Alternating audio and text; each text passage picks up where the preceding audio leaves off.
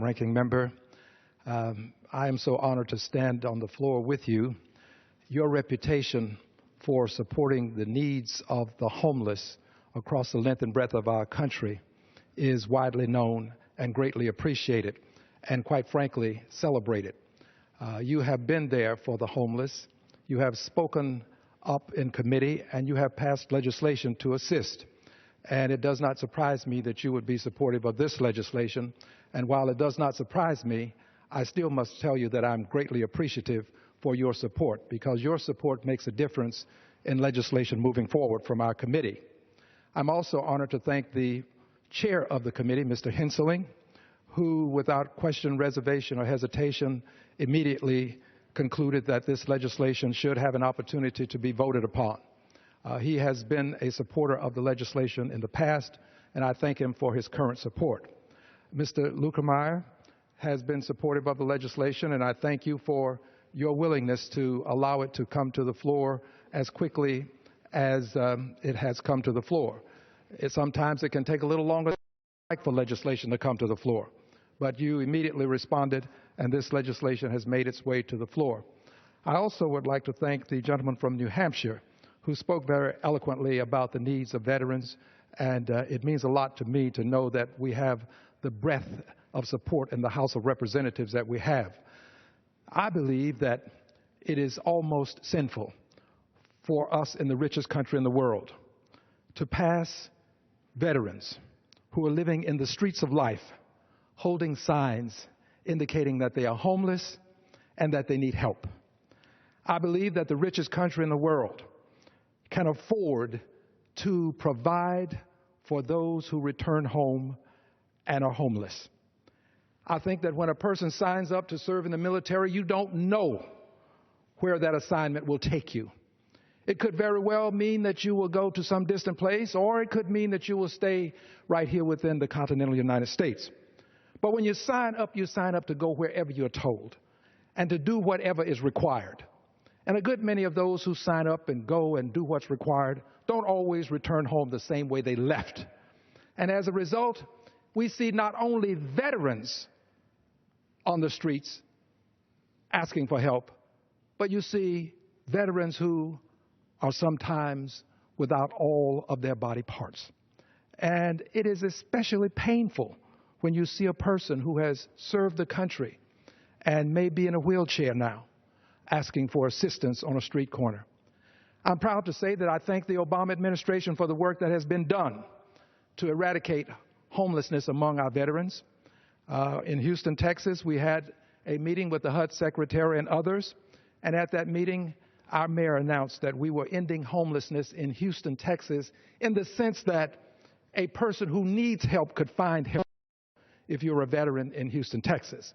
And that means a lot to me, to know that my hometown city now is moving forward and is helping those who are living in the streets of life. But this piece of legislation, H.R. 251, does is this. It makes permanent what is already taking place. There is a person who is there to look out for veterans in HUD, but we want to make sure that that person is there permanently. And that's what this legislation does. You've heard about the reports that will have to be submitted. Exceedingly important that we know how many people are homeless in the veterans population. Exceedingly important to know what it costs to house and to take care of them. These are the kinds of things that the report will reveal to all who wish to know.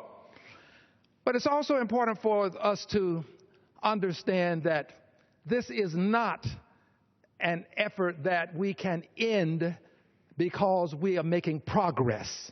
Progress is important, but to continue the progress and to completely eradicate this homelessness, we have to have people who are there acting as sentinels, as watchmen for those who have served us well. That is what this person will do who will be stationed in HUD. And for further edification about the situation in terms of homelessness among the veterans population, let me share this statistical information with you.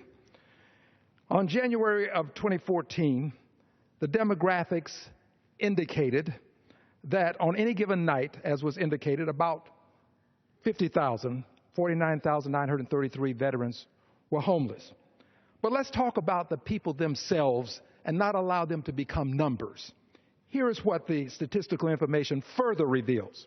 It reveals that 12% of the adult population are veterans. Of the homeless adult population, 12% veterans. Reveals that 20% of the male homeless population are veterans.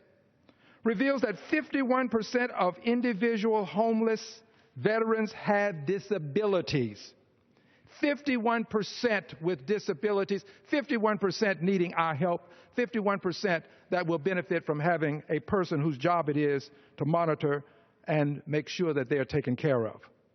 But further, it would reveal that 70% have substance abuse problems, something that we really don't like to talk about. We know that it exists, and we know that something can be done about it.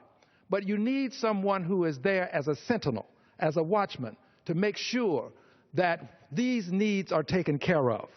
Many of them developed their substance abuse problem while in the military, while serving the country.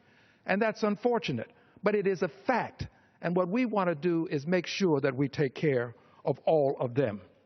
So I am so honored to say to you that this bill has received great bipartisan support in the past, overwhelmingly so, I might add. But I also want to just thank my colleagues by reminding us of the words of Ruth Smeltzer. Some measure their lives by days and years, others by heartthrobs, passions, and tears. But the surest measure under God's sun is what for others in your lifetime have you done. I want to thank all who are going to do what they can to help eliminate homelessness among the veterans population, and those who will support this piece of legislation, and hopefully we will get it past the Senate such that we won't next term find ourselves supporting this same legislation. I thank you so much again, Madam Ranking Member, for your many years of service, your support for this legislation, as well as the many years of support that you have accorded those who live in the streets of life. God bless you, and God bless our country. Gentleman yields.